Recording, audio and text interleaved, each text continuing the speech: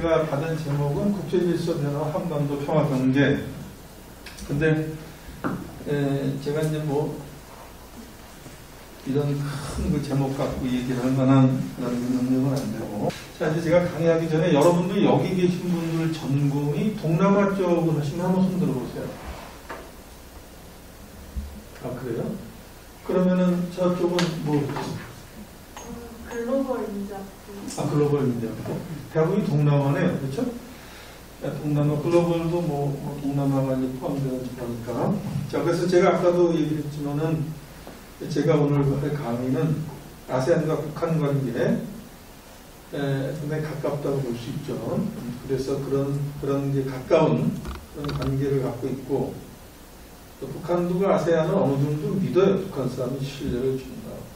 그래서 우리 한반도 문제 해결하는 데 있어서 역할할 수 있다. 이제 그런 것을 제가 오늘 그 얘기를 하도록 하겠습니다.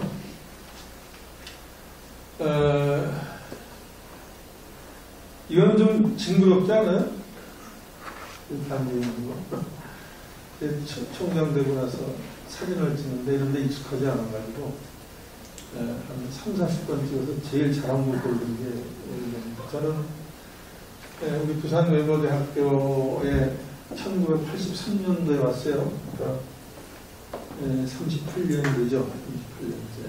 원래 제가 이제 금년 2월에 2021년 2월에 정년 퇴직을 되어 있었는데 뜻하지 않게 작년 7월에 제가 여기가 출마하게 됐습니다.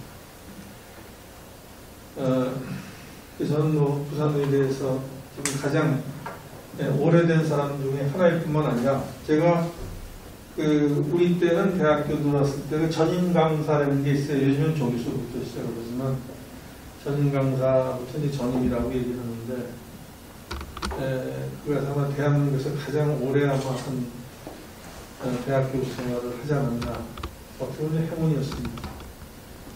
저는 평생 그 직업이 교수였으니까요. 그러다가 이제 작년에 총장이 되고 제가 이제 저는 민주평통이라는 게 있어요. 민주평통. 거기 이제 제가 자문위원을 김대중 대통령하고 노무현 대통령 때 제가 3번인가 4번을 했어요. 또 그런 쪽에 이제 제가 태국 또는 동남아 정치를 했지만 이런 쪽에 사회활동 이런 쪽에 관심을 가졌어서 제가 총장 되고 나서는 이런 생각을 했어요. 우리 대학과 평양외고대학 간의 학술교육 좀 한번 내리고 싶다 해서 여러 군데 제가 얘기를 했었어요. 근데 지금 뭐 여러분들 아시는 바와 마찬가지로 힘든 상황이죠. 중국 외교관에게 제가 한번 얘기한 적이 있었어요. 그분은 평양에서도 근무를 했죠. 지금 부산에 계신데 그랬더니 지금 당장 이런 직접적인 관계를 갖기 힘들고 삼각관계를 가지면서는 가능하다. 삼각관계라는 것은 우리 대학, 중국에 있는 대학, 무슨 평양외대 이런 얘기를 하면서 구체적으로 얘기를 하자고 했는데 코로나가 이제 기승을 부리는 바람에 제가 더 이상은 진척을 못했는데 우리 부산 외대로서도 그런 일이 있다면 여러 가지 좋은 일이 생기지 않을까 하는 생각을 하고 오늘 이런 자리가 또 마련이 된 게 우연이 아닌 것 같아요. 저도 이제 그런 생각을 했었기 때문에 이런 것이 이제 발판이 돼서 아마 오늘 여기 오신 분들도 다시 남북 간의 길이 열리면은 저희를 데리고 가실 수 있다고 생각합니다. 데리고 가실 거죠? 네. 부산외대가 제일 먼저 그런 남북 관계, 남북 평화 이런 데 관련돼서도 좀 앞으로 역할을 했으면 좋겠다 그런 생각을 합니다. 자,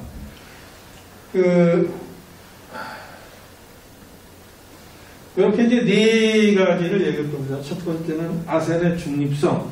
이걸 좀 얘기하죠. 무슨 얘기냐면 중립적인 위치이기 때문에 남이나 누구로부터 신뢰를 얻을 수 있다. 그래서 어떤 역할을 할 수 있다. 그런 얘기죠. 그래서 제가 이제 여기서 아세안 중립성에서는 그런 얘기와 더불어서 이 글의 목적에 대해서 다시 한번 간단하게 얘기를 하고, 두 번째는 이제 북한과 아세안 관계.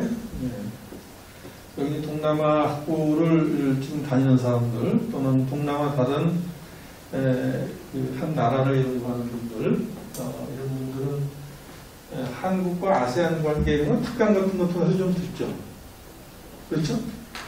한국과 아세안 관계. 그 한국과 아세안 관계는 뭐 말할 필요도 없어요. 우선 경제 협력적인 측면에서 살펴볼 때는 근데 이건 무지하게 힘든데요. 이걸 꼈더니 이건 처음 이렇게 해보는 거거든. 막 눈이 감기고 막 그런데 이게 하나도 힘드네. 이쪽에서 제가 이거는 여기서 얘기해도 되죠? 예. 엎고서 여기서 얘기해도 되죠?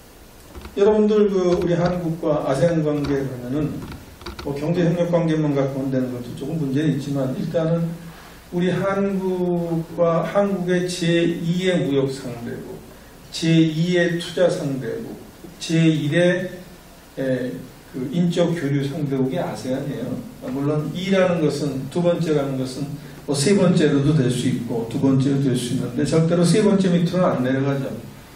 부산하고도 마찬가지예요. 부산에 여러분들 제2의 무역 상대국이 어딘지 아세요? 아세안 10개국이라고. 아세안 10개국이 이루어져 있죠. 부산에 있어서 제1의 퍼스트 투자 대상국이 어디냐면 투자 대상 지역이 아세안이잖아요. 부산을 찾는 외국인 관광객 중에서 제일 많은 나라가 어디에 있어요? 부산을 찾는 외국인 관광객 중에서 제일 많은 나라가 어딜 것 같아요? 그지 ROTC. 아까 강철부대 출신이라고 했어요? 그건 아니에요. 강철부대기 조금 좀 약한 것 같아요, 프로필이. 어딘 것 같아요? 부산을 제일 많이 어떤 나라에서 많이 찾아와요? 배양수 교수님 어떠세요? 태국 아닙니까? 네? 태국이요? 말도 안 되지. 일본이죠, 일본. 일본 사람이 제일 많이 있죠. 두 번째가 어디냐면 아세안이에요. 아세안 사람들이 많죠. 여러분, 저도 어떤 날 갑자기 깜짝 놀란 적이 있었는데, 해운대에 호텔들 많이 있잖아요. 건널목 서 있는데, 많이 듣던 소리야, 보니까. 태국어로 막 얘기를 해요. 태국 사람들이 관광 얘기고. 미국 관광객들 많이 온다면 동남아 사람들이 많이 온단 말이에요. 그만큼 우리 대한민국 전체적으로도 그렇고 또 한국 부산과 아세안 관계가 아주 가깝죠 지금. 여러분들 부산과 아세안 관계가 아주 가깝다는 것을 볼 수 있는 그런 중요한 이정표가 있어요. 어딘지 아세요? 이신욱 교수님 어딘지 아세요? 모릅니다. 김정남하고 만나시기만 하면 뭐예요? 그걸 모르겠는데. 여러분, 해운대 아세안 문화원이라고 있잖아요. 들어봤죠? 아세안 문화원. 그것이 한아세안 특별정상회담이 여기서 대한민국에서 3번 열렸어요. 한아세안 정상회담이 5년 만에 한 번씩 있는데 3번 열렸는데 첫 번째가 2008년도에 제주도, 그 다음에 두 번째 5년 뒤, 2009년도에 제주도, 2014년도에 부산, 그 다음에 2019년도에 부산에 두 번 열렸거든요. 그래서 두 번째 열렸을 때, 그러니까 제주도, 그 다음에 처음 부산 열렸을 때 그 선물로 만들어 놓은 것이 아세안 문화원. 그 아세안 문화원이라는 것은 서울에도 없는 거예요. 여기만 있는 거예요. 상당히 이정표가 되고, 그 다음에 여러분들 거기 보면은 몰라서 그렇지, 거기 가서 자세히 보면은 아세안 로드라고 써있다고. 아세안 길. 그것만 붙여져 있어요. 근데 그 얘기 나와서 김에 저는 이제 이 동남아 아세안을 했기 때문에 제가 여러분 여기 남산고등학교 있죠? 남산고등학교 그 밑으로서 골목 있잖아요. 그 밑으로 내려가면은 처음에 없다가 밑으로 내려갈수록 거기 뭐가 많아요? 음식점들 많죠. 거기가 이제 아세안 로드로 만들려고 그래요. 그런 지금 생각을 갖고 있어요. 여기는 아세안 로드에는 아세안의 레스토랑뿐만 아니라 뭐 관광 사무소 그런 거 유치하고 또 여러 가지 아세안과 관련된 거 여러 가지 있을 수 있어요. 그렇죠? 그런 것 등등을 유치하려고 지금 생각을 하고 있어요. 그때는 이제 여러분들의 도움도 많이 필요할 텐데. 하여튼 북한 아세안 관계. 그다음에 세 번째로는 이 글에 이제 말하자면 이 글의 이 발표의 가장 중심이 될 수 있는 북한 아세안 관계가 가깝고 지금 들은 바와 마찬가지로 한국하고 아세안 관계는 아주 가깝잖아요. 경제적으로. 북한 아세안 관계는 경제적으로 그 가까운 건 아니에요. 뭐냐면은 북한 자체가 뭐 경제적으로 경제력이 있는 나라가 아니고 그러나 하여튼 간에 한국 아세안 관계는 더할 나위 없이 가깝고, 지금 우리가 아세안을 보고서 뭐라고 그러냐면은 무역이 아까 무역 상대국 제2위 지역이라고 얘기를 했는데, 우리 입장에서 볼 때는 이제 무역 흑자가 많이 난단 말이에요. 그래서 황금알을 낳는 거위라고 그런다, 우리가 아세안을 보고. 사실 거위한테는 그 실례되는 얘기죠, 그죠? 그런데 우리가 그럴 정도로 아세안이라는 게 우리하고 너무너무나 가깝고, 경제적으로 가깝다. 그 중에서도 특히 그 아세안 무역 중에서도 50%가 우리가 누구라고 보고 있냐면은 베트남하고 있다. 베트남. 그래서 학생들도 베트남 학과를 많이 가죠.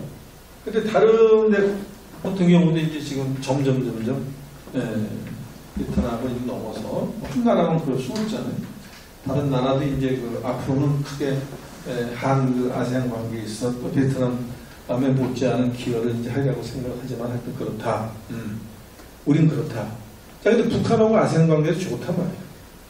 그렇기 때문에 이러한 위치에 있는 나라들이 별로 없단 말이에요. 여러분 유럽만 하더라도 북한하고 뭐 유럽이 가까울 거 아니잖아요.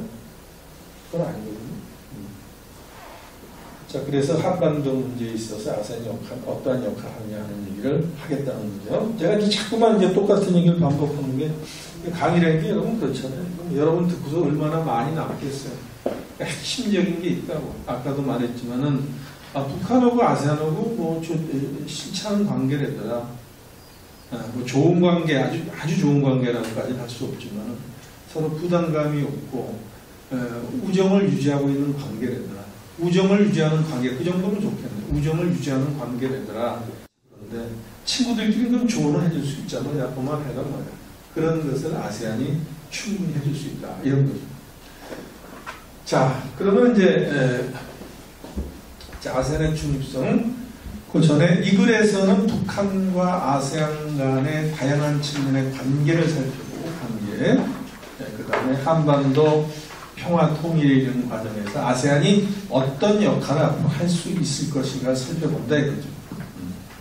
자, 근데 이걸 보니까 뭐 이걸 보더라도 결국은 뭐 아세안과 북한 간의 관계가 나쁘지 않구나 하는 건 알 수 있죠. 이제 그렇게 되는 가장 중요한 것은 뭐냐면은 그 전에 북한을 설득하고 이끌어내는데 아세안 국가들만한 나라는 없다. 왜냐하면 이것이 상당히 과거부터 역사적으로 중립을 유지했다. 남북한 사이에 있어서 아세안이 중립을 유지했다. 중립성이 상당히 중요하잖아요. 그렇죠? 어느 한편에 쏠리지 않았다. 여러분 미국, 일본 같은 경우는 그렇지가 않잖아요. 그렇죠? 완전히 이런 쪽에서 있었는데 유럽도 거의 그렇고 그런데 영국, 뭐 캐나다 이렇잖아요. 그런데 아세안은 그렇지 않다는 거예요. 아세안이. 자, 그래서 이제 아세안이라는 데는 뭐냐면은 이 중립, 우린 지금 중립을 지킨다 하는 것을 역사적으로 그 중립을 지킨다는 것을 선언했어. 그게 뭐냐면 선언 이전에 아세안 국가가 우리가 냉전이라고 그러잖아요. 그렇죠? 2차 세계대전 끝나고 나가 1945년 이후에 냉전 시기라고 그러죠. 그래서 우리가 1980년대 말까지를 냉전 시대라고 그런다는 거예요. 미국과 그다음에 소련, 지금의 러시아 이렇게 나눠졌죠. 중공, 사회주의권과 자본주의권이 나눠져 있었는데 그때 이제 우리 같은 경우에는 어디 들어가 있었어요? 미국을 중심으로 하는 자본주의권에 들어가 있었단 말이에요. 근데 그러면 아세안은 사회주의권에 들어가 있었는데 소련이나 무슨 지금 러시아의 전신이죠. 중국, 옛날에 그때 중공이라고 그랬지만 이런 데 들어가 있으니 그렇지 않단 말이죠. 여긴 뭐냐면 여러분들 지금은 그런 얘기 잘 안 쓰지만 미국이나 이런 나라 자본주의권에 있어서 중요한 나라를 우리가 뭐라고 불렀냐면 옛날에 제1세계라고 했어요. 제1세계. 네? 그것도 이제 우리 자본주의권에서 나눈 그런 거지만 그다음에 제2세계가 어떻냐면 사회주의 국가들이에요. 제3세계가 뭐냐면 중립적인 위치에 있던 국가예요. 아세안 제3세계에 속해 있었어요. 그래서 그 사람들이 뭘 했냐면 소위 비동맹 연대라는 걸 했다. 어디에도 속하지 않는 어디 1세계, 2세계 어디라도 동맹을 맺지 않고 비동맹으로서 자기들만 남아있는 거예요. 아세안은 거기 있었단 말이에요.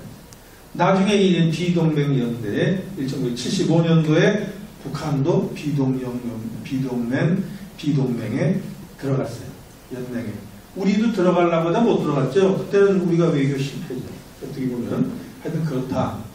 그래서 이제 역사적으로 비동맹 원칙을 여긴 견지했던 나라다. 우리 미국 편도 아니다. 또 소련 편도 아니다. 그랬단 말이죠. 이런 것을 볼 때 뭐냐면 북한으로서는 믿음직스럽겠죠. 그렇죠? 자기들 같은 그런 이제 생각을 갖고 있었단 말이에요. 자, 두 번째는 이제 그 아세안의 어떤 중립성을 우리가 볼 수 있는 게 이런 게 있던 거예요.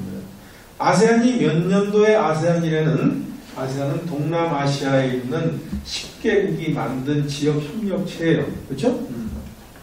그러니까 EU 여러분 있잖아요. EU 원칙이 그런 건데 그 10나라입니다. 동남아가 모두 11개 나라가 있어요.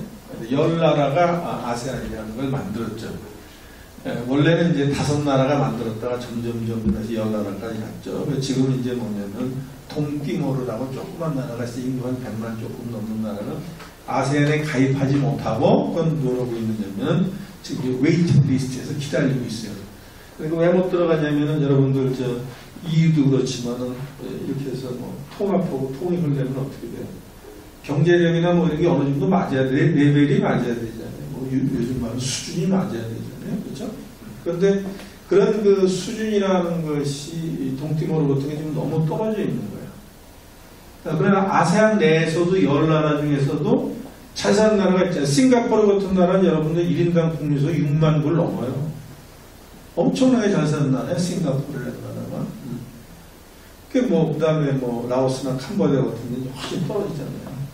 그렇게 해서 지금 2015년부터 아세안 공동체라고 해서 지금 EU를 지향해서 가는데 그것도 지금 문제가 있죠. 빈익빈 부익부 문제가 크기 때문에 이 통합에 지금 어려움은 있지만 동티모르 같은 경우는 더 그런 거예요. 이 통합펀드. 이 통합펀드는 건 내가 농담으로 옛날에 그랬는데 현대 자동차하고 삼천리 자전거가 통합하는 거랑 같은 거예요. 이게. 그러니까 그 문제가 생기는 거죠. 하여튼 그래서 10개 나라가 1967년도에 아세안을 만들었어요. 처음에는 5나라만 있었어요. 5나라. 이제 나중에 이게 불어서 1999년도까지 해서 10나라 캄보디아까지 해서 아세안 10이 완성이 되는데 한 나라 기다리고 있고 그런 그 과정에서 67년도에 이제 아세안을 만들고 나가지고 5나라가 중간중간에 이제 큰 이벤트가 있었을 거 아니에요. 그렇죠? 그 이벤트 중에 하나가 71년도에 71년도는 언제냐면 여러분들은 이제 이걸 지금 실감이 안 나지만 우리는 그런 역사 속에서 살았으니까 베트남전, 월남전이라는 게 있었어요. 우리나라에 월남이라고 그랬지. 월남전이 있었어요. 그러니까 그때는 뭐냐면은 자유진영하고 사회주의 해가지고 서로 맞붙어 싸우고 그랬잖아요. 남베트남은 미국이 도와주고 북베트남은 중국이나 또는 소련이 도와주고 이제 러시아가 도와주는데 그러한 국제 정세, 지역 정세 하에서 아세안이 살아갈 길은 뭐겠느냐? 중립을 지키는 거야. 중립을 지키는 거. 그래서 이제 뭐냐면 71년도에 뭐랬냐면 평화 자유 중립지대 선언했어요. 우리는 평화 자유 중립지대라고 선언하는 거예요.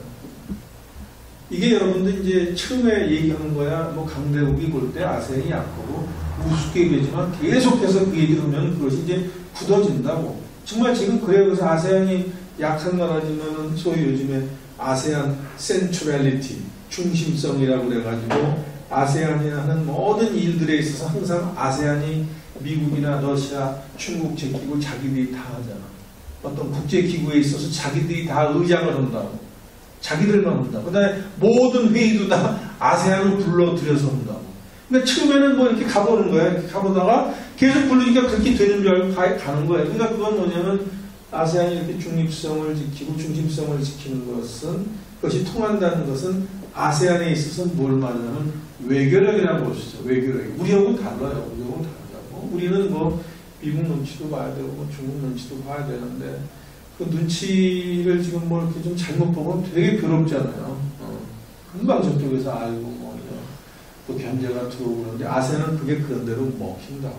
그래서 요즘 이런 얘기하는 사람이 있어요. 우리도 아세안에 가입하자.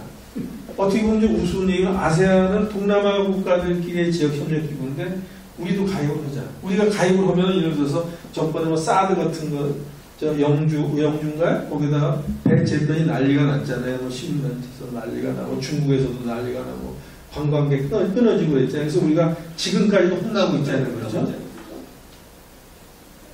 아, 제거 녹음 먹으시는 거예요? 녹음이면 맞아요. 저는 총장 된 뒤에 뭐 녹음하고 그러면 깜짝깜짝 놀라요. 네, 근데 이제 뭐냐면은 사드 배치 같은 거 우리가 많이 곤란했잖아요. 중국으로 어떻게 그러는데.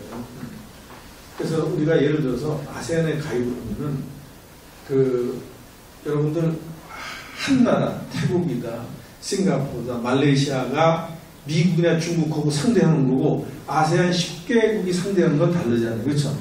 다시 말하면 소위 바게닝 파워, 교섭력이 커지는 거예요. 그렇잖아. 덩치가 뭐 그렇잖아요. 뭐 어른하고 누가 어린애 싸워도 애들 한 10명 가면 또 덩치 커지잖아요. 거기 그대로. 그러니까 바게닝 파워가 높아요.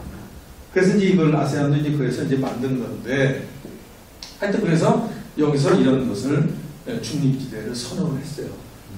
그러니까 이런 거라든지 비동맹 원칙 이런 걸 보면 역사적으로 아세안은 상당히 중립적인 위치에 있으려고 노력을 했다는 것이 조금 좀 이상한 표현일지 몰라도 북한으로부터 평가를 받는 거죠. 아, 쟤네들은 그냥 어느 한쪽에 들어있는 애들이 아니야. 한쪽에 편을 든 애들이 아니야. 물어본 거죠. 거기에 이제 중립지대나 이런 거 평화 자유와 관련된 중요한 개념에 76년도에 소위 우호조약이라는 거를 채택을 했어요. 저희 TAC라는 건데 제가 이제 너무 또 자세히 하면은 진도도 나갈 수 없고 그래요. 그래서 여러분들이 읽어보면 연결이 될 수 있을 정도의 양을 써놨으니까 읽어보시고 이런 것도 역시 이제 아세안의 중립성을 강화하는 그런 말하자면 조치였고 이벤트였죠. 그러니까 역사적으로 그렇단 말이에요. 그 다음에 이제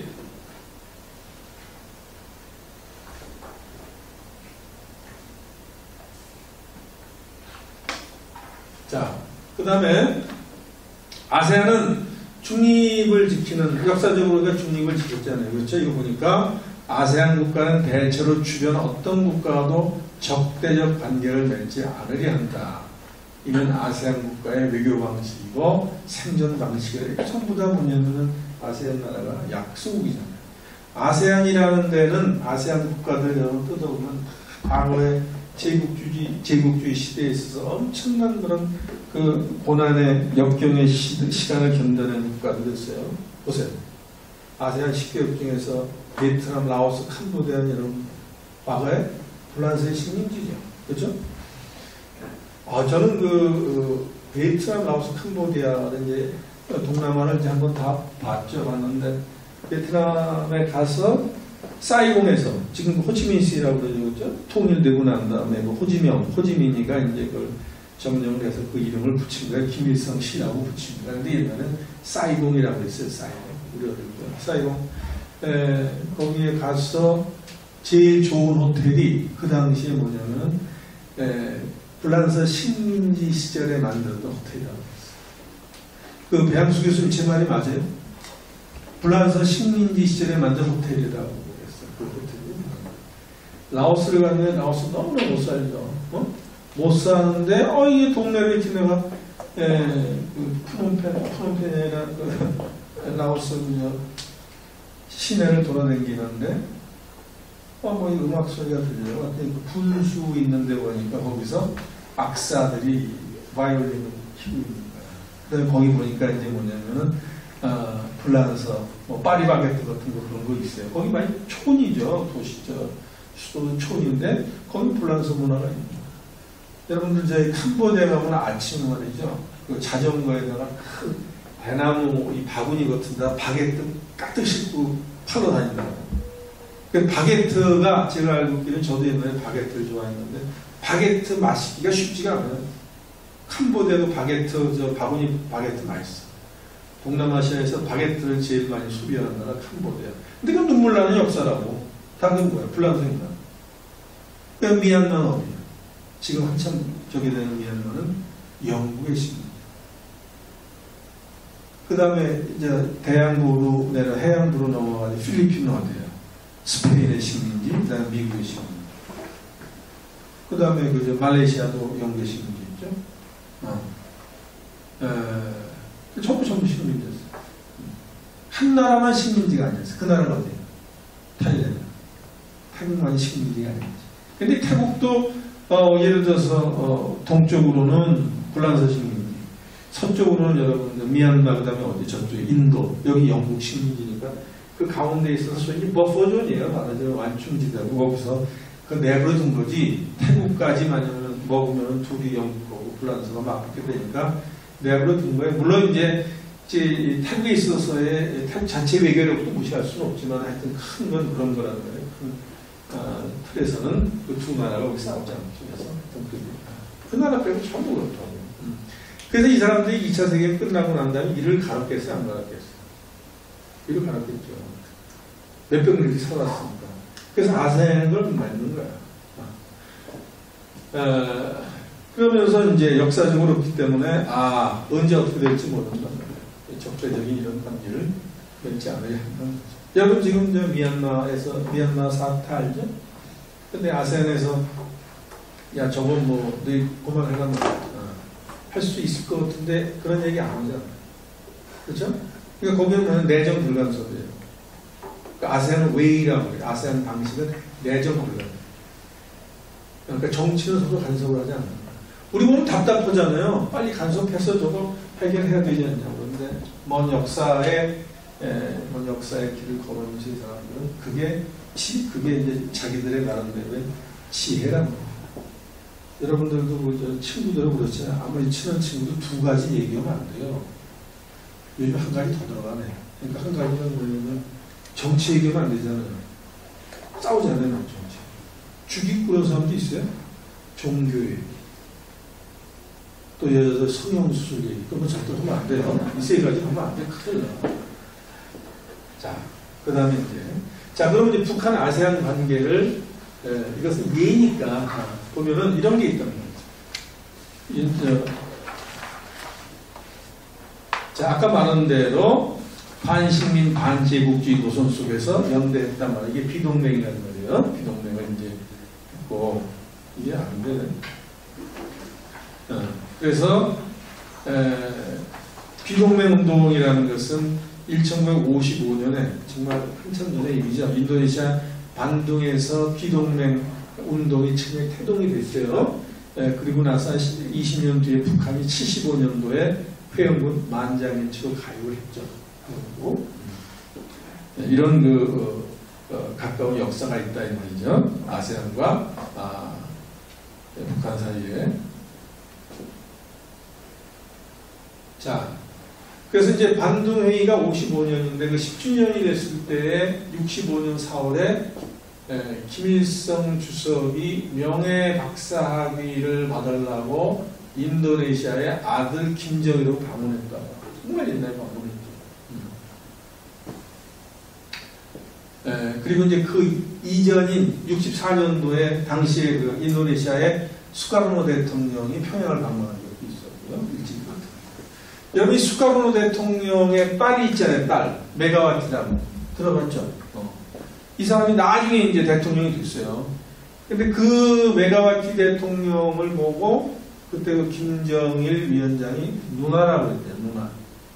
그럴 정도로 이 양 패밀리 간에 있어서도 접촉이 있었고, 아주 가까운 사이였기 때문에, 우리가 이제 뭐 북한과 핵 관련돼서 어려움 이런 거 있었을 때, 인도네시아에다가 중재를 요청하고 그런 적이 있어요. 또 인도네시아 기꺼이 우리가 가서 해주겠다. 인도네시아 우리하고도 가까우니까. 이제 이런 역사적 관계가 있다는 거죠. 근데 이것이 우리보다 먼저 이런 관계가, 좋은 관계가 있었던 거예요.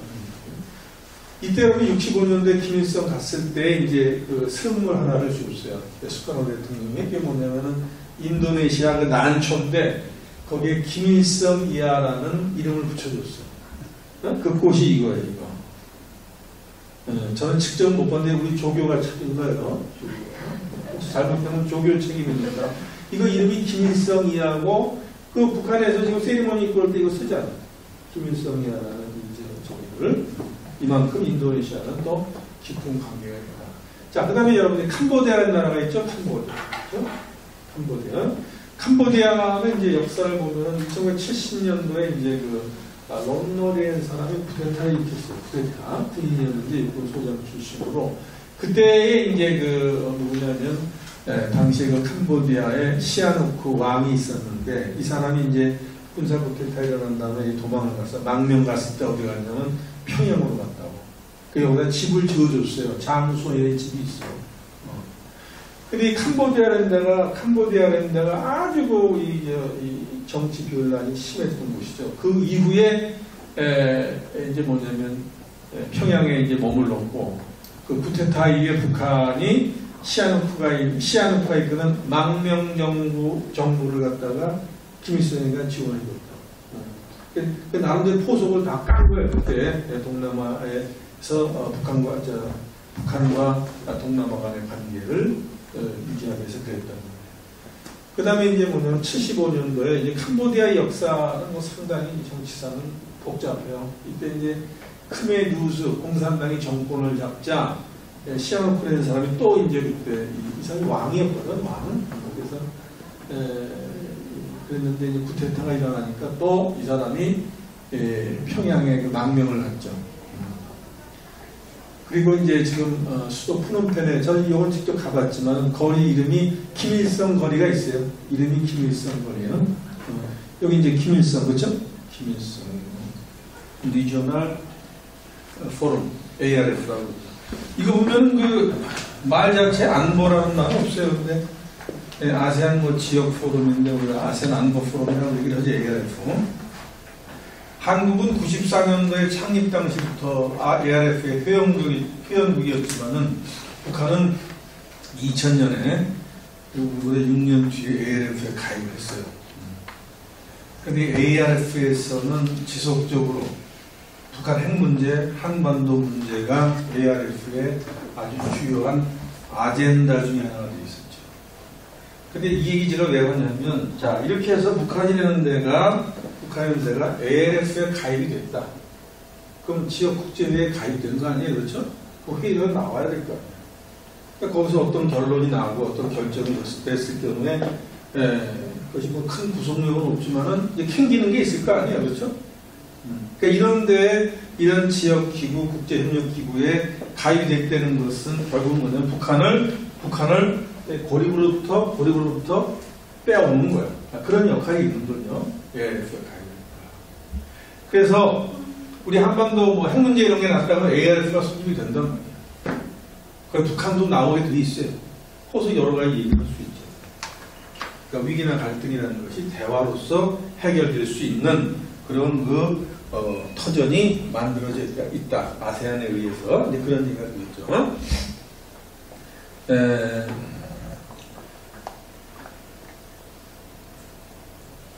자, 그 다음에 이제 뭐냐면 경제관계를 보니까 경제관계를 여러분 표도 잠깐 보면은 이걸 보니까 북한의 10대 무역국이 여기에요. 중국도 홍콩인데 비중은 중국이 2017년도면 94.75% 아니에요. 그렇죠? 그 다음에 이제 러시아가 1.4%고 다른 데는 의미가 없지만, 그러나 이 동남아시아 국가 중에서 북한의 10대 무역국에 그나마 그런 게 태국, 싱가포르, 그렇죠? 필리핀도 간혹 있고, 그렇죠? 그러나 그 비율은 상당히 약하다 이거예요. 우리가 그 얘기는 뭐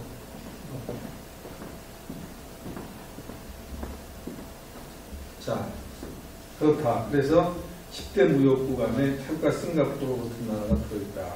그런 얘기고, 비율은 상당히 이제 약하지만, 그 다음에 북한의 기업 활동이 동남아에서 활발하다. 싱가포르에서는 북한을 출발한 선박이 자주 들리는 국가 중 하나다. 싱가포르 외에도 캄보디아, 베트남 등에서도 북한 식당, 그렇죠? 등 북한이 운영하는 비즈니스를 어렵지 않게 찾아볼 수가 있다. 여러분, 이 동남아를 전공한 학생들은 동남아를 가본 사람들도 있죠? 거기서 동남아에서 북한 식당 가본 사람 있어요? 북한 식당 가본 사람 없어요?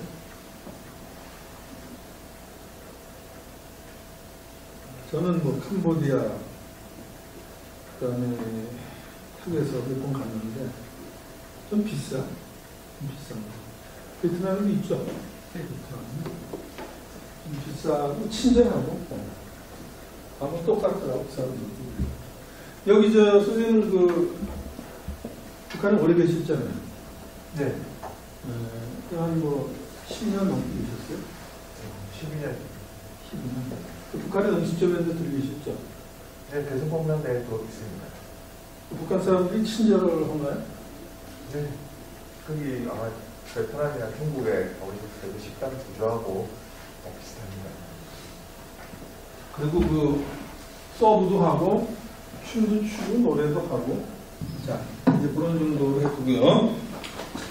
그 다음에 이제 여러분들 북한 노동자들이 소련 같은 데는, 러시아 같은 데는 북한 노동자들 많다고 그러잖아요. 벌목공원. 이신욱 교수님 많이 있죠. 그 사람들. 동남아에도 있을 수 있다고 그래요. 그러면은 이제 북한과의 직항로도 있어요. 예를 들어서 평양과 방콕에서도 옛날에 있었다고. 방콕 일시적이었지만 직항로 지금은 폐쇄됐죠. 평양 그다음에 쿠알라룸푸르 말레이시아 여기도 이제 직항로가 있었는데 지금 폐쇄가 됐죠. 또 이제 말레이시아의 헬프 유니버시티 이 대학의 이름이 너무 좀 노골적으로 되어 있죠. 헬프 유니버시티는 김정은에게 명예 경제학 박사학위를 수여하는 겁니다. 이런 게 등등이 있다 그런 얘기예요. 자, 그래서 이제 우리가 지금까지 한 얘기는 북한 아세안이라는 나라는 과거 비동맹 시절부터 해서 남북 사이에 있어서 중립을 지켰죠, 그렇죠? 중립을 지켰고 그 다음에 지금 우리 한국과 아세안이 깊은 관계를 가진 건 말할 수 없어요. 말할 수 없는데 지금 여러분들 신남방 정책에도 많이 들어보죠, 그렇죠? 그런데 북한과도 지금까지 보니까 적지 않은 관계를 맺어왔잖아요. 그렇죠? 그래서 이제 문제가 생겼을 때, 남북 문제가 생겼을 때, 북한도 의지할 수 있고, 또 우리 대한민국도 의지할 수 있는 존재가 많은 아세안이라고 합니다. 근데 문제는 이제 뭐냐면, 아세안이라는 그렇게 적극적으로 나서지 않아요. 왜냐면, 아까 중립선에서 얘기했던 이 나라들은 눈치를 많이 봐는 거죠. 그러니까 이제 적극적으로 나서진 않지만 우리가 그러면 그 적극적인 역할을 하게끔 끌어내야 될 거 아니에요. 그랬더니 우리의 외교력인데, 자, 그러면은 이제 어떠한 한반도 문제와 관련해서 아세안이 어떠한 역할을 할 수 있느냐 하는 거죠. 아세안은 기본적으로 어느 한쪽 편들기보다는 중립을 지키면서 양쪽 모두와 좋은 관계를 유지하려는 노력을 합니다. 힘들어요, 그렇죠? 이런 것을 내가 볼 때 세계 어떤 나라보다도 아세안이 이런 정도를 상당히 잘합니다. 근데 아세안을 보면 이제 이런 외교적인 화끈한 건 없어요. 버마 사태 같은 거 보더라도 화끈하지 않잖아요. 전번에 버마의 쿨라민인가 이름도 어려운 버마 장군이 아세안 회의에 참석을 했잖아요. 내가 약속한 게 있어요. 세 가지가 내가 그 중에 하나가 뭐냐면 무력 사용하지 않겠다. 돌아가서 바로 무력을 사용했잖아. 그럼 아세안이 더 이상의 조치를 취할 수 없는 거예요. 그러니까 아까도 말했지만 아세안이라는 나라는 내정 간섭, 불간섭 원칙이라는 게 있어요. 그걸 소위 아세안의 길이라고 합니다. 아세안 웨이라고 합니다. 지금 이런 위권 시대에 내정 불간섭이라고 그래가지고 방관과 호불 때문에 우리는 너무너무 답답하지만 정치에 간섭하는 순간에 이게 아세안 자체가 깨져버릴 수도 있는 거예요. 그래서 그걸 아세안이 해결하지 못하지만 그러나 아세안이 1967년부터 지금까지 해서 유지되어 올 수 있는 힘 중에 하나가 그 아세안 외교하고 내정 불간 정치는 건드리지 않겠다.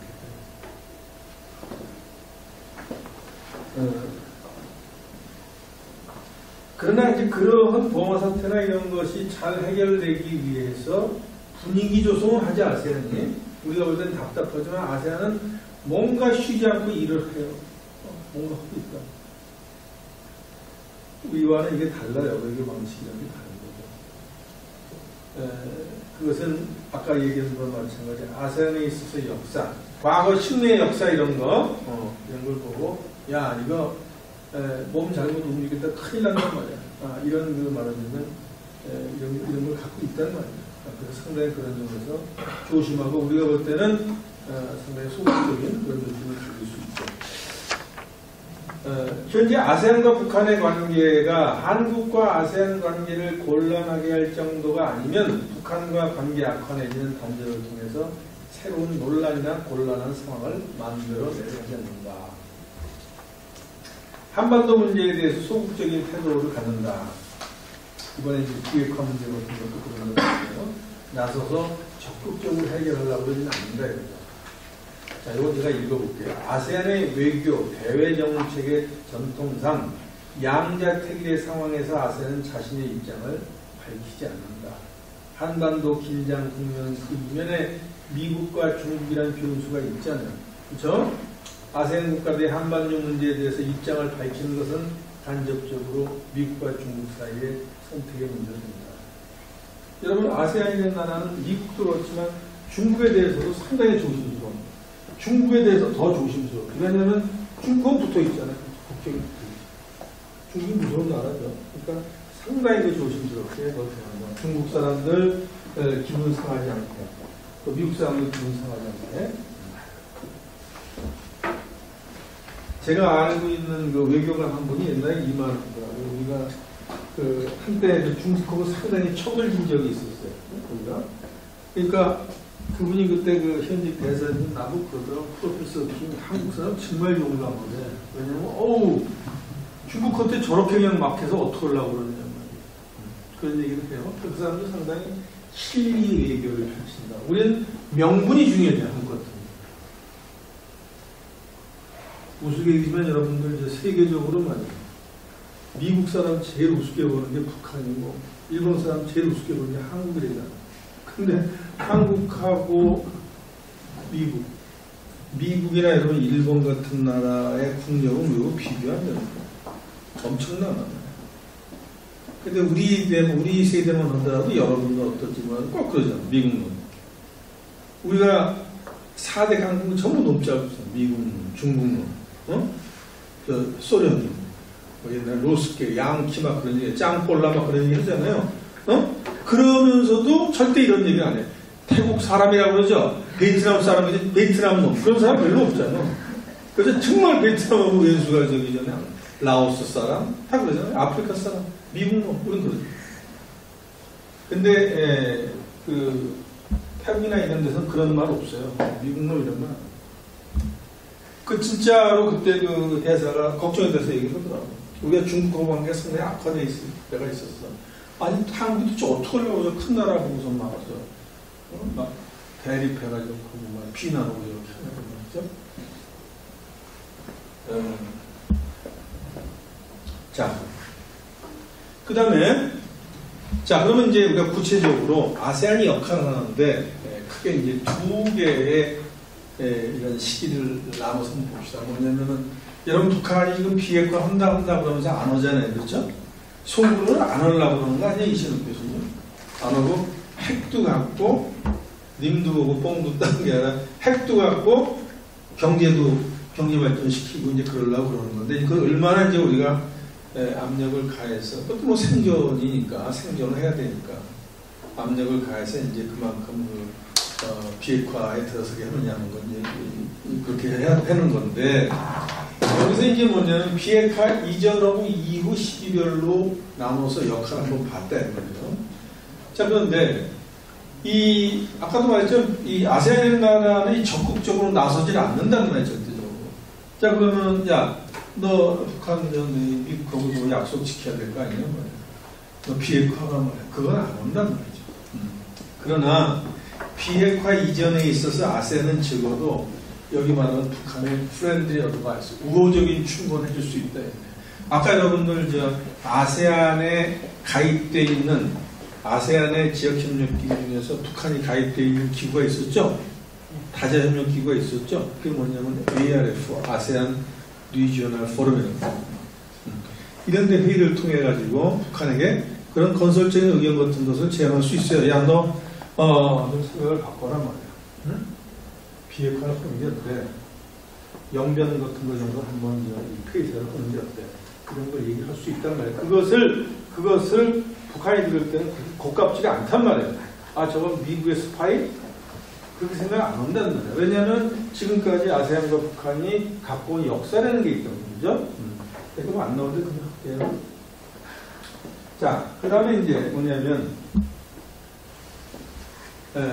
여러분 이걸 보세요.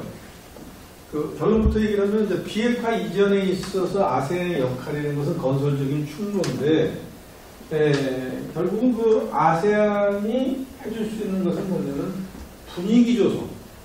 이런 거 중요하잖아요. 남자하고 여자하고 싸웠어. 네? 남자하고 여자 싸웠는데, 그걸 화해시킨다고 해가지고 정말 뭐 고급 레스토랑 같은데 이렇게 해서 이가 중요한 그런 걸 할 수 있다 하는 것을 우리가 확연하게 본 것이 뭐냐면은 2018년도에 그걸 나왔다는 거예요. 그게 뭐냐면 여러분 저 2018년도에 2월에 평창 올림픽이 있었어요. 동계올림픽이 있었죠. 그때 이제 뭐냐면 윤여정이 아니라 김여정이 가긴 내려왔어요. 그렇죠?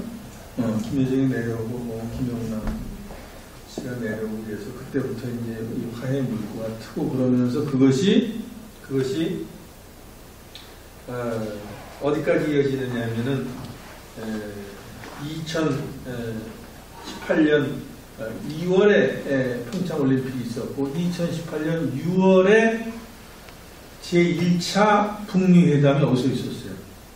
싱가포르에서 있었죠. 그래서 그때 막 우리도 엄청나게 흥분했잖아요. 거의 뭐 김정은이 이상으로 흥분했을걸. 근데 김정은이가 난 그 여러분 밤에 나가가지고 그 어디 저 야경 구경하고 뭐 그런 거 했잖아요. 너무 감이 없었죠. 그래서 북한이 지금 그리고 있는 나라가 어떤 나라냐면 싱가포르 모델이 아니겠냐 이런 얘기 하죠. 그러니까 싱가포르에서 그 좌판을 벌려줬어. 그때 거기서 좀 먹고 자는 거 싱가포르에서 대줬어요. 그거를. 그럼 먹고 자는 거 보통이 아니잖아요. 그렇잖아요. 얼마가 되겠어요. 싱가포르에서 그거를. 이제 그런 분위기 메이커 역할을 할 수 있다. 그래서 2008년 2월에 평창 올림픽이 있고 6월에 이제 뭐냐면 북미 정상회담이 있기 전까지 또 한 자락 깔아놓은 사람도 있어. 그게 뭐냐 여기 보니까 4월에 미국 대사를 역임한 인도네시아, 그러니까 주미 인도네시아 대사 했던 사람이죠. 디노 파티잘라라는 사람이라는 학자 그룹이 평양을 방문한 적이 있다. 인도네시아의 조코 위도도 대통령은 2018년 북미 정상회담 개최를 희망하는 바 있다. 한반도 평화가 지역의 모든 국가에 이익이 된다고 밝혔다. 2018년 2월에 평창올림픽이 있었는데 8월에 인도네시아의 자카르타 팔람방에서 열린 아시안게임이 있었어요. 8월에. 이때 김정은 위원장을 초대하려고 했다. 초대는 못했지만 그러니까 이때는 뭐냐면 6월에 싱가포르 2차 북미회담부터 해가지고 분위기가 상당히 무리있고 그런 분위기에 이 판을 깔아놓은 게 뭐냐면은 아세안이라는 것을 무시 못합니다. 여러분 김정은이가 처음에 말이에요. 싱가포르 가고 그럴 때 그때 말이 많았잖아요. 뭐 와싱턴에서 혼다, 뭐 어디서 비행기가 와싱턴까지 가지 못해서 거기서 못할 거다, 뭐 제네바에서 한다 등등 말이 많았잖아요. 근데 그 위치 선정을 하는 데 있어서 제일 중요한 상자를 깔아놓고 그런 분위기를 만드는 분위기 메이커 역할을 한다는 거예요. 아세안이 적어도 그걸 할 수 있는데 그건 너무너무 중요한 거다. 자, 그 다음에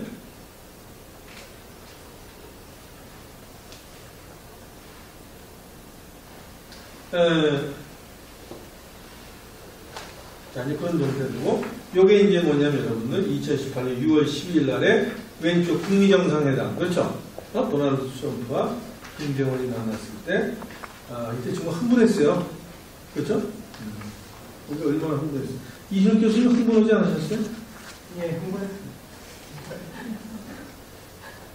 지금요?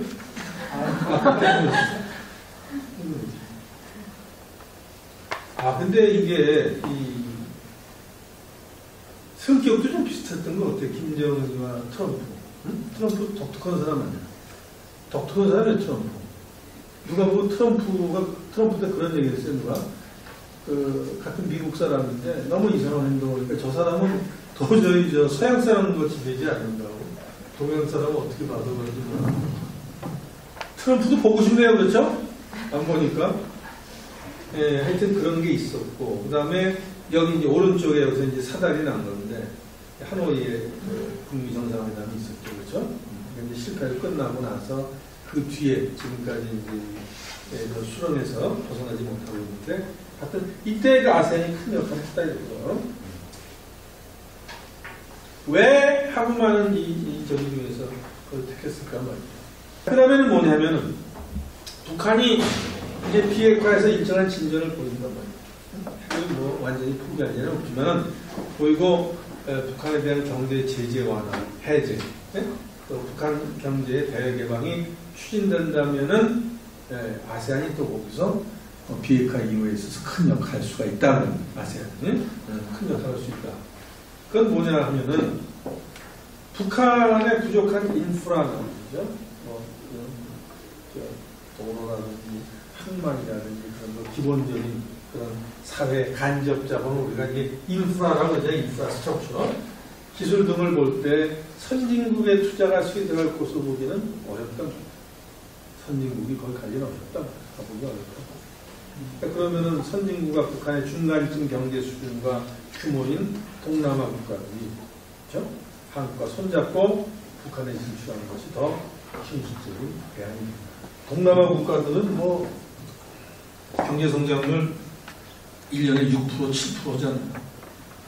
베트남은 뭐 훨씬 더 하죠. 지금 타일랜드가 제일 떨어지고 있는데 평균 6%, 7% 되죠. 근데 우리나라 경제 성장률은 얼마예요? 우리 한 2%? 2%, 3%. 우리도 옛날에 뭐 잘 나갈 때는 뭐 10%는 넘고 그랬지만, 그건 옛날 얘기고. 근데 우리 경제 규모나 이런 거 봐서 그렇게 이제 될 수가 없는 거고, 옛날에 우리 이제 동남아 같은 시절 때는 막 치고 올라갔죠. 그렇단 말이에요. 그리고 이제 이 나라들은 뭐냐면은 한국하고 손잡는 게 여러 가지 이유가 있겠지만은 우리는 동남아 국가들이 우리를 볼 때는 좀 만만한 게 있어요. 우리도 동남아를 만만하게 보죠. 좀 편한 상대 아니에요. 그렇죠? 편한 상대. 미국이나 일본이라는 나라는 가까이에게 너무 먼 당치는 아니에요. 그렇죠?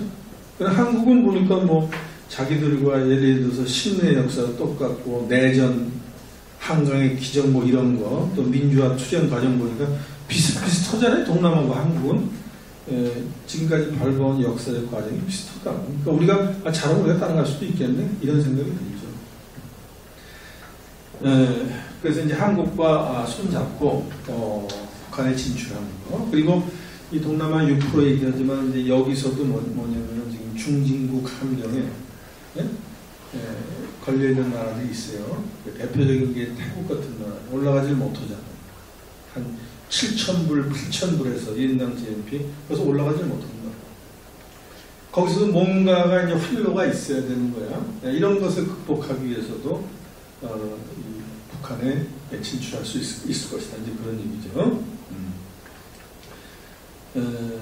이렇게 되면은 뭐냐면은 여러분들 우리가 아세안이 이렇게 북한에 진출하고 그러면은 중요한 게 이겁니다. 북한의 개방을 불가역적으로 만드는 거예요. 불가역적이라는 말을 우리가 전에 많이 썼잖아요. 돌아갈 수 없다, 돌이킬 수 없다는 거예요. ARF 같은 경우도 거기에 가입을 해가지고 국제에 자꾸 나오고 그러면은 다시 옛날에 고립으로 돌아가기가 힘들어요. 그렇잖아요. 또 여기 뭐 아세안 국가들이 많이 투자를 하고 그러면 거기서 다시 고립되기 힘들단 말이에요. 이제 이런 것을 아세안이 북한에 투자하고 함으로써 이런 상황을 만들어낼 수 있다. 그죠? 또 아세안의 입장에서 북한의 개혁 개방 모델에 적합한 사례로 베트남과 싱가포르를 주목한다. 싱가포르. 여러분들 원산이라고 그러는 데가 그 김정은이의 고향이라고 그러는데 거기 관광단지로 만든다고 얘기 많이 하잖아요. 그다음에 거긴가요? 스키 타는 데도 그쪽 원산 그쪽. 마식령. 마식령은 그쪽이 아닌가요? 예, 그쪽이죠? 뭐 더 올라간다. 그쪽 부분은 그렇게 막 하는 게 뭐냐면 그 관광단지 조성하는 거 아니에요. 그렇죠? 동남아에서 관광 이기면 어디 태국, 싱가포르라고. 그러니까 이제 싱가포르 모델을 갖다가 생각하는 게 아니냐 이런 얘기도 하고 있고 또 베트남은 같은 이제 사회주의 국가로서 베트남 나라는 이제 엄청나게 성공한 케이스가 되잖아요, 그렇죠? 그러니까 그런 나라로부터의 어떤 경제성장 모델을 북한도 도입해서 그렇게 될 수 있다. 이제 한 그런 얘기가 되겠죠. 그 다음에 이제 또 뭐가 있느냐 하면은 경제적인 측면으로 해서 경제협력 측면에서 아세안이 북한에 이제 들어가서 북한과 경제협력을 이렇게 이뤄낼 수 있다는 거 이외에 소위 이제 그 거버넌스 문제에 있어서도 아세안이 개입할 수 있는 뭐 개입이라는 것보다도 아세안이 도움을 줄 수 있는 그런 게 상당히 있다 이거. 이 거버넌스라는 건 말하자면 이제 행정 통치 그런 말이죠, 그렇죠? 이게 무슨 말이냐면 여러분들 제가 옛날에 평양 불꽃 축제인가 있죠? 거기에 누가 갔었냐면은 올브라이트라는 그 미국의 국무장관이 있어요. 여자 브로치 외교로 여자들 브로치 이런 거 있잖아. 뭐 오늘은 무슨 전갈 브로치를 했다가는 뭐 기분의 상태가 어떻고 상대방이 누구기 때문에 전갈을 했다. 뭐 이런 거 있잖아요. 상징적으로. 그 올브라이트가 이제 그 브로치 외교로 유명한 사람인데 이 사람이 그걸 갔어요. 여자가 가가지고 이제 평양 그 불꽃 축전인가 이제 보고 봤는데 김정은이 보고서 이제 그거를 물어봤다는 거야. 당신은 앞으로 어떻게 하려고 그러냐는 거야. 걱정이 되니까. 그랬더니 그 김정은이가 그랬대는데 그건 제가 그 나중에 그 태국 대사 하신 분한테 내가 들은 얘기니까 어서 글도 읽은 거고 그랬더니 김정은이가 김정은이 아버지 누구예요? 김정일이가 이제 하는 얘기가 나는 그 태국의 푸미퐁 국왕 같이 되고 싶다. 태국에도 돌아가신 푸미퐁 국왕이 이제 한 4, 5년 됐죠? 돌아가신 지가? 4, 5년이 됐는데 이분이 이제 뭐냐면 70년 이상을 통치했죠. 그러니까 그 당시에 가장 오래 통치했던 영국의 엘리자베스죠? 엘리자베스 여왕보다도 더 했어요, 이분이. 왕을 입헌군주지만 상당히 오래 했죠. 70년 했던 건 무슨 태국 사람들 평균 연령의 남자가 70세인데 그냥 그 자체가 태국이었어. 입헌군주지만은 상당히 카리스마를 갖고 그 자체가 태국이었던 분이 있었는데 이분은 사실은 뭐냐면은 입헌군주제에서 여러분들 제일 금기로 삼고 있는 게 뭐예요? 정치 개입 아니죠. 정치 참여. 그건 above politics라고. 그러니까 사실 말하면 정치 위에 있어야 된단 말이에요. 개입을 못하는 거죠. 여러분 어디 영국이나 그 다음에 일본의 뭐 천황이나 영국의 여왕이 정치에 개입하는 거 아니잖아요. 그냥 뭐 영국 같은 데도 보면은 총리가 국왕 부를 때 편하게 마더 이렇게 부르대 마더 엄마라고 부르고 이제 그런 적이 아니에요. 근데 저번에 그분의 남편이 돌아갔죠. 거의 100살 돼서. 근데 그 장례식장 보고 내가 깜짝 놀란 게 그 남편보다 더 늙은 사람이 있어요. 그러니까 아들인데 아들도 뭐 좀 저거대. 엄마가 더 정정한 것 같아요. 찰수 없대잖아. 잘못하다가는 못할 것 같은 생각도 들어. 그 남 얘기 그렇게 하면 안 되지만. 하여튼, 그래가지고 이제 뭐냐면은, 이 사람이 어떻게, 태국 국민들이 태국 정치를 아는 사람은 그런 얘기 많이 해요. 태국에서는 쿠데타의 레버라토리라고 해요, 태국은. 쿠데타의 실험실이라고 그럴 정도로 쿠데타가 많아요. 버마에서 하는 게 태국 꼭 따라선다고, 지금 버마에서. 버마가 앞으로 어떻게 될 건가를 난 예측을 해요. 태국 똑같다고 나와서 얘기했어. 저번에 외교부에서 뭐 주회의 하자고 해서 앞으로 어떻게 될 거냐고 해서 태국 똑같이 될 거라고. 군인 정당 만들고 그 다음에 정치 개입 참여 안 한다고 그러면서도 이제 나와가지고 총리가 저거에서 당선돼가지고 이제 정당 만들고 정치 계속해서 하는 거죠. 태국 2014년 후에 지금까지 계속해서 해오고 있잖아요. 그러니까 제일 먼저 버마 제가 찾아간 게 누가 총리 찾아간 거야. 탄수 배우러 간 거야. 하여튼 간에, 그래서, 이 사람은 어떻게 어반 팔로틱스고 정치 개입도 안 되는 사람이 이렇게 국민들의 존경을 받는가. 난 그렇게 되고 싶다. 그런 것을 김정희가 그 얘기를 했다고 그러는 거예요. 자, 근데 이제 태국 말고도 여러분들 보세요. 미얀마가 지금은 저렇게 돼 있지만은, 얼마 전까지는 아웅산 수치가 정권을 잡았잖아요. 그렇죠? 그리고 군부가, 일단 군부가 물러났는데, 그러나 뭐냐면은, 아웅산 수치와 군부가 권력을 반반씩 나눠 갖고 있었다고. 그 미얀마 같은 경우에는 지금도 군인이, 아웅산 수치가 있었을 때도 군인이 정치에 참여를 하는 그 자치 몇십 프로의 몫을 갖고 있어. 헌법에 그렇게 또 보장이 돼 있었어요. 근데 지금 욕심을 내서 저거 되는 겁니다. 자, 그런 거는 뭐냐면 다 뭐냐면은 김정은으로 왔을 때도 그게 하나의 모델이 될 수 있잖아요. 앞으로 내가 되면 제일 문제가 되는 게 자기 권력 뺏길까봐 그러는 건데, 뭐 동남아 보면 그런 다이나믹한 어떤 권력 배분이나 이런 거에 있어서 이런 모델이 다 있다는 거예요. 태국도 그렇고, 그 다음에 베트남도 그렇고. 그 다음에 이제 뭐냐면은 싱가포르가 여러분들, 싱가포르라는 게 완전히 거기가 자유주의 국가일까요? 사회주의 국가적인 색채가 상당히 강하죠, 싱가포르. 거기는 얼마 전까지만 하더라도 야당이 없었어. 옛날에 그런 적이 있었어요. 여당이 90석, 야당이 한 석이라 발칵 뒤집혔잖아. 나라 망한다고 생각하고. 야당이 말이지, 국회의원 한 석을 없고, 지금은 좀 달라졌어요. 지금 한 10석 정도 갖고 있을걸? 야당이. 그러니까 이제 이런 것이 뭐냐면은, 김정은이가 봤을 때는, 미국에서, 북한에서 봤을 때는, 이런 데서 뭐냐면 우리가 살 길이 있구나라고 충분히 생각할 수 있다. 그래서 이런 거버넌스 개혁 문제도 동남아로부터 아세안으로부터 힌트를 얻을 수 있다. 뿐만 아니라 경제적 대외 개방을 위해서 다양한 법적, 제도적인 정비가 필요한데, 이런 나라들이 다 사회주의권 나라들이 소위 이제 베트남 같은 경우에는 이 사회주의 벗어나면서 자본주의 도입되면서 소위 도의모의 정책이라는 걸 펼쳤잖아요. 그렇죠? 자본주의 정책을 일부 끌어들였잖아. 이런 것이 단계적으로 말하자면 자본주의를 사회주의가 자본주의 도입하면서 경제 개발하는 데 있어서 중요한 힌트가 되잖아요. 이런 그 힌트, 모델이 바로 아세안에 있다. 그러니까 이것이 북한으로서는 상당히 이런 점에 있어서 관심을 갖고 매력적인 곳이다. 그런 얘기가 되겠죠. 다른 국가나 조금 읽어보면, 지역보다도 아세안 국가들이 북한에 적절한 도움을 줄 수 있다.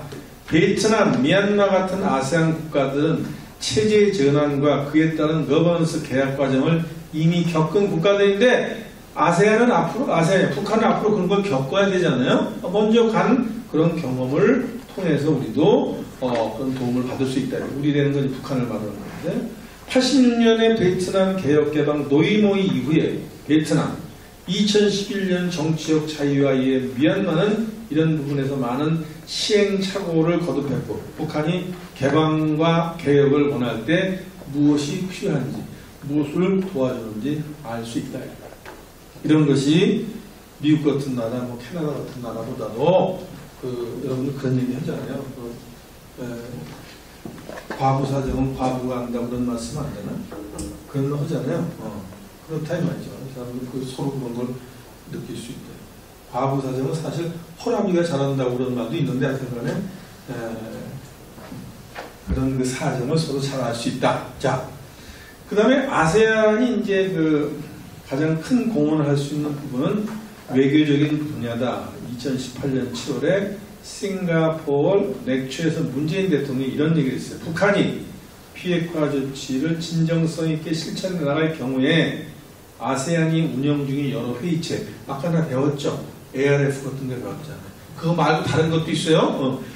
다른 회의체에 북한을 참여시키고 북한과의 양자 교류 협력이 강화되길 바란다.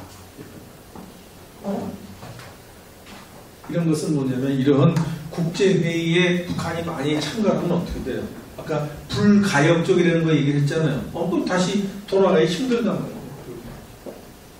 그걸 만들 수 있다. 그런 상황을 만들 수 있다. 이거예요. 아세안의 지역협력 기구를 통해서. 북한은 이미 가입한 ARF를 넘어서 아세안 플러스 3 ARF에만 가입되어 있는데 그거 말고도 아세안 플러스 3 동아시아 정상회의 EAS 아세안 국방장관회의 ADMM 플러스 아태 경제협력체 등에 가입할 수 있다. 이건 우리는 다 가입하고 있는 건데 이런데 들어오면 들어올 수 있다 이거죠. 그래서 이제 이건 제가 설명을 써요. 아세안 플러스 3는 아세안과 그 다음에 한중일 간의 회의체야. 한중일 세 나라. 여기에 이제 북한도 들어올 수 있다 이거죠. 이런 데서 뭐냐면 핵 문제 같은 것을 의논할 수 있잖아요. 그 다음에 동아시아 정상회의는 EAS라고 그러는데 이것은 2011년에 미국, 러시아가 추가로 가입해서 현재 18개 회원국이 있어요. 물론 아세안 10개국 다 가입이 되어 있고. 근데 여러분 이제 우리가 일반적으로 동아시아라고 하면 어딜 말해요? 이스트에이시아라는 것은 어딜 말해요? 동남아시아, 사우스이스트 아시아 플러스 뭐냐면 동북아시아, 노스이스트 아시아 합한 거거든요. 그렇죠? 그걸 동아시아라고 그런단 말이에요. 미국은 여기 아니죠. 근데 여기 미국도 들어와 있어 지금. 미국 들어와가지고 동아시아 정상회의의 어떤 정체성 같은 것이 이제 흔들리는 측면이 있는데 하여튼 간에 이런 데 북한이 들어올 수 있다는 겁니다. 그 다음에 아세안 확대 국방장관회의, 아세안 10개국하고 한국, 미국, 따따따따 이런 나라 국방장관 회의가 있는데 여기 들어올 수 있다. 여러분 국제회의 이런 데 참가해서 발언을 하고 이거 한다고 그러는데 거기서 뭐 갑자기 돌아가서 도발하고 그러기 힘들지 않나요? 그렇잖아요? 이걸 다 국제사회로 끌어들이는 거죠. 이런데. 그 다음에 APEC이라는 거 우리가 많이 듣지만 아시아 태평양 경제협력체라는 건데 이게 한 20여 개국이 지금 참여하고 있죠. 이런 것도 이제 우린 들어가 있는데 북한을 끌어들일 수 있다 이거예요. 그래서 북한이 대외적으로 외교 무대에 나서고 국제사회와 본격적으로 교류를 하면 이런 변화 역시 북한의 대외 개방을 불가역적으로 만드는 효과를 가질 수 있는데 이것을 아세안을 통해서 할 수 있다. 그렇죠? 자, 이제 결론적으로 우리 이제 지금 개성공단 우리 문재인 정부에서 이 개성공단이 문재인 정부 때 된 건 아니죠. 그 이전에 됐죠. 그때 누구 때 된 거지? 김대중 대통령. 노무현 대통령. 노무현 대통령. 그래서 여러분들 문재인 대통령이 이제 그 신남방 정책이라는 것을 주요 이제 외교 정책으로 시도를 했죠. 이제 한 정권에 있어서의 이제 공과가 있어야 잘하는 것도 있고 못하는 것도 있지만 내가 뭐 100% 나는 자신 있게 얘기할 수 있는 것은 문재인 대통령 여러 외교 정책 중에서 제일 실질적으로 또 명분적으로나 실제적으로 성공하는 것이 신남방 정책. 일단 이것은 큰 돈을 아세안과 우리는 엄청난 우리가 흑자를 지금 보고 있거든요. 확실한 거죠. 근데 가만히 보면은 과거에 이명박 대통령이나 또는 문재인 대통령의 신남방 정책이라는 것은 그러한 데다가 이제 말하자면 네이밍을 한 거예요. 이름을 붙인 거예요.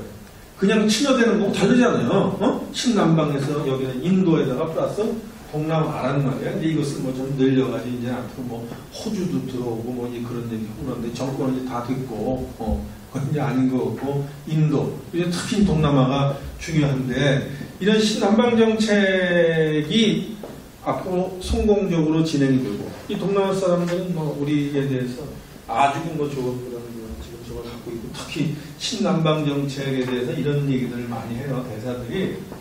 전번에 그 매일경제신문하고 우리 아세안 우리 학교에 아세안 연구원이 있어요. 거기 배양수 교수님이 원장님이신데 그때 우리가 매일경제하고 해서 우리가 주관이 돼가지고 그쪽 사람들하고 해가지고 이제 우리가 회의 연구를 했었잖아요. 지상회의를 했는데 그 중에 무슨 얘기를 했냐면은 근데 이게 야생과의 관계가 이렇게 좋은데 신남방 정책이 문재인 대통령이 그만두고 나면 끝나는 게 아니냐. 그게 제일 우려스럽다. 제도화되지 못하고 주저앉으면 어떡하냐 하는 데에 대한 우려들을 많이 하더라고요. 그런데 이제 뭐냐면 경제적인 측면에서 우리가 상당히 많은 적을 얻고 있기 때문에 앞으로 이제 이게 계속 되겠죠. 그런데 하여튼 간에 이런 한아세안 관계가 친남방 정책이 앞으로 더 성공적으로 진행되고 이를 통해서 한아세안 관계가 다방면에서 더 심화되면 아세안이 한반도 평화정착과 번영 문제에 더 관심을 가질 것은 사실 아니겠, 상식적으로 보더라도. 그리고 북한 비핵화 이후는 기존의 북한 아세안 관계를 활용해서 아세안이 북한의 개혁 개방과 경제 성장, 거버넌스 개혁, 외교적 정상국가에 큰 기여를 할 수 있겠다. 그럼 이해가 가시죠? 자, 그래서 이제 그 뒤에는 신남방 정책이란 뭔가 한 거를 제가 이제 한 건데 그냥 읽어보시고요. 여기 보시면 이제 이거란 말이야. 인도네시아 강아지 그때 발표한 게 있었어요. 뭐라고 이제 문재인 대통령이 그때 대통령 되고 나서 그랬느냐면은 아세안과 한국 관계를 한반도 주변 4대 국가 같은 수준으로 끌어올리겠다. 그게 내 목표다. 우리가 한반도를 둘러싼 4대 강국이라는 게 미국, 일본, 뭐야? 중국, 그 다음에 러시아 아니에요. 그렇죠? 거기에 아세안을 넣겠다. 근데 사실은 우리 아는 선배 학자가 이런 얘기를 썼었어. 그래, 이거보다 훨씬 전에 한반도를 둘러싼 5강이라고 하는 말씀, 5강. 아세안을 얘기를 하면서. 그럴 정도로 이제 아세안이 우리에게 중요하고 바싹 다가와 있어요. 이를 위해서 한국 정부는 아세안과의 협력 관계를 획기적으로 발전시켜 나가기 위한 신남방 정책을 강력하게 추진하고자 합니다. 이런 선언을 했어요. 이때부터 이제 우리가 신남방 정책 그런 거지. 그 다음에 정부는 신남방 정책을 통해서 아세안 국가의 협력을 강화하고 안보 차원에서 북한과 외교관계를 맺고 있는 아세안과의 북핵 대응 공조와 협력을 이끈다는 구상도 있다. 자, 그러면은 제가 지금부터 한 2, 3분 동안 오늘 얘기한 걸 간단히 정리하고서 질문 받고서 마치죠. 여러분들, 제가 오늘 얘기한 것은 뭐냐면은 한반도 평화정착되고 한반도 비핵화하고 그러는데 아세안이 무슨 상관이 있어. 그것은 아세안과의 북한 간의 관계에서 나온 거는 아세안과 북한 간의 관계는 상당히 친밀했다. 또 아세안은 남북 관계에 있어서 비교적 중립성을 지켰다. 그리고 우리가 아세안과 가까운 것만큼 북한도 그동안에 상당한 노력을 해왔단 말이에요. 비동맹부터 시작해서 지금까지. 그래서 앞으로 비핵화 이전에 있어서 분위기 조성을 위해서 한반도 평화정착을 위한 분위기 조성을 위해서 아세안의 역할이 상당한 역할을 발휘할 수 있을 것이다. 그 다음에 비핵화 이후에 있어서 본격적으로 개혁 개방이 될 경우에는 북한도 뭐를 아세안의 모델을 갖다가 사용할 수 있을 것이다. 그런 얘기예요.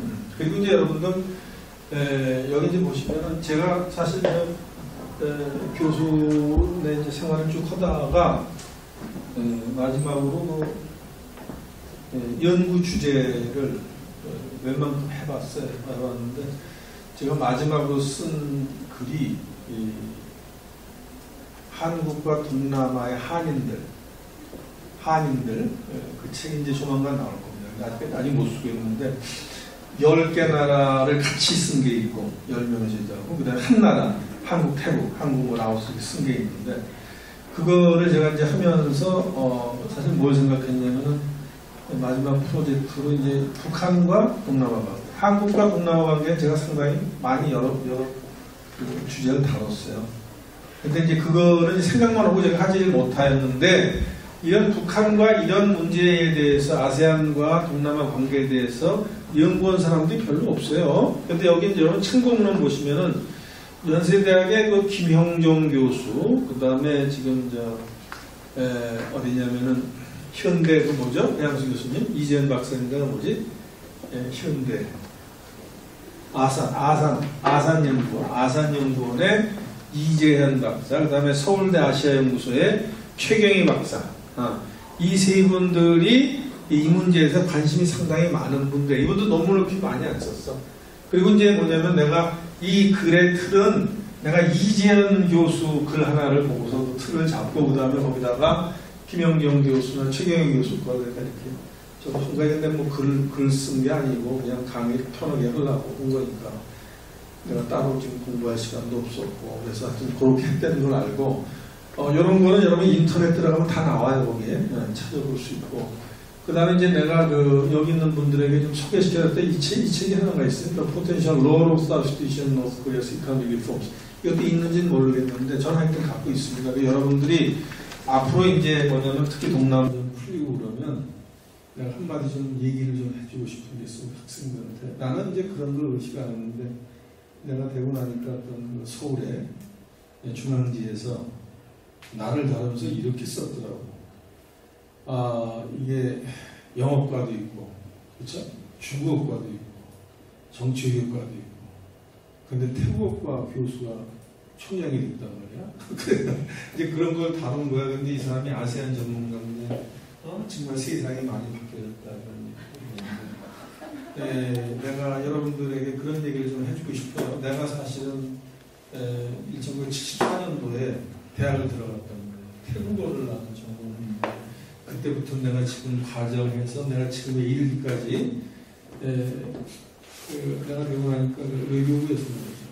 외교부의 아세안국의 과장이 아세안 국과장이면 여러분 이거에서는 정부의 제일 높은 사람이에요. 나한테 인사를 하면서 전화를 쓰면서 전 부서원들한테 그 얘기를 했대.